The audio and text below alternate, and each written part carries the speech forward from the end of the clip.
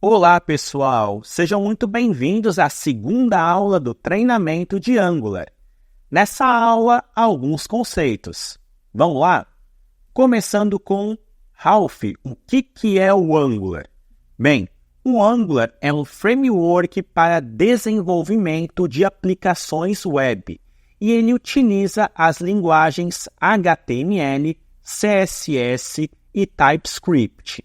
Lembrando que o TypeScript é um superset, ele é um complemento da linguagem JavaScript, que fornece muitas funcionalidades, como, por exemplo, a tipagem de variáveis e também o uso da orientação a objetos.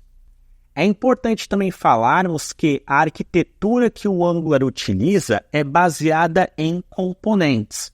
O que isso significa? Bem, vamos supor que vocês estejam desenvolvendo um site. Então, temos lá a página inicial. Por padrão, toda a estrutura fica em apenas um arquivo. No Angular, não é assim. A gente quebra em pequenos arquivos. E esses arquivos são os nossos componentes. Então, podemos ter um componente responsável pela listagem de produtos, um componente de menu, um componente para banners e assim por diante. Outra coisa muito importante que devemos saber é que o Angular trabalha com a estrutura SPA, Single Page Application. Basicamente, ao carregar o Angular, nós teremos acesso então a todas as rotas, a todas as páginas internas. Ao clicar, a gente vai ter de maneira dinâmica a exibição daqueles conteúdos. E por fim, não há custos. Para a gente poder trabalhar com o Angular, basta baixar e pronto. Não há necessidade de efetuarmos nenhum pagamento para utilizar este framework. Agora, vamos falar sobre o surgimento. O Angular foi criado em 2009 pelo engenheiro de software Michael Havery. Na época, ele trabalhava na Google e utilizava uma tecnologia chamada GWT, Google Web Toolkit, para desenvolver o front-end das aplicações. Só que o GWT não era uma tecnologia fácil, não era amigável poder desenvolver as aplicações front-end. Então, nesse ano, ele cria o Angular JS. O Angular JS utilizava as linguagens HTML, CSS e JavaScript.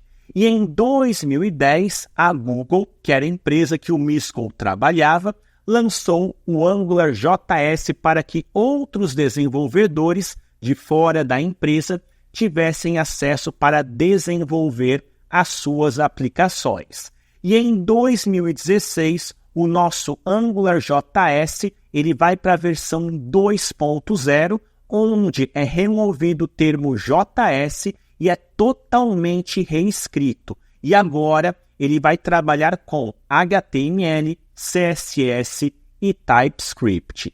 E até o momento dessa gravação, o Angular continua sendo mantido pela Google. Agora vamos falar das características. Então, o que faz o Angular ser tão utilizado? Bem, a primeira característica é a padronização. Então, o Angular ele preza muito na padronização da elaboração dos nossos projetos. E veremos isso no decorrer do treinamento. Outra característica é a reusabilidade, graças ao uso de componentes. Também, outra característica que não pode ser esquecida é o uso da linguagem TypeScript, que garante a tipagem de dados e também o uso da orientação a objetos. O Angular também disponibiliza ferramentas integradas que serão vistas no decorrer do treinamento e também possui uma comunidade muito ativa, além de uma ótima documentação que vocês encontram no site oficial. Bacana! ótimas características, mas tem alguma desvantagem? Tem. Eu trago 3. A primeira é a curva de aprendizagem. Se a gente for comparar o Angular com outras tecnologias, como por exemplo o React e o Vue.js, é considerado mais complexo. Por quê? Por causa da sua padronização. Além disso, nós temos um problema referente a atualizações constantes. Importante, atualizações são muito bem-vindas, porque garantem performance e também segurança. Porém, algumas atualizações podem modificar alguma estrutura do seu projeto. Então, tomem cuidado ao atualizar um projeto ou acompanhar algum treinamento. Por exemplo, esse treinamento eu estou utilizando o Angular na versão 20.